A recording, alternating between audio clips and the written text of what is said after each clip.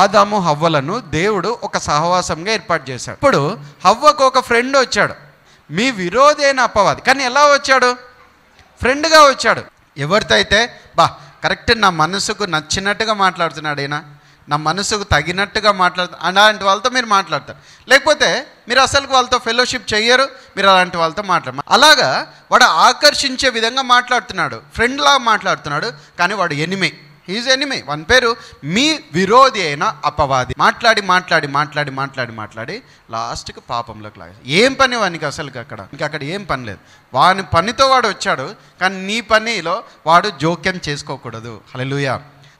వాడు నీ లైఫ్ని డిస్టర్బ్ చేయడానికి, నీ లైఫ్ని పొల్యూట్ చేయడానికి, నీ లైఫ్ని కరప్ట్ చేయడానికి తీయని మాటలతో వాడు ప్రవేశిస్తాడు. అలాగే ఎవరైనా నీకు ఎవరు పరిచయమైనారు అనుకో, ఆ పరిచయమైన వాడు దేవుడి నుంచి వస్తున్నాదా కాదా అనేది ఫస్ట్ తెలుసుకోవాలి.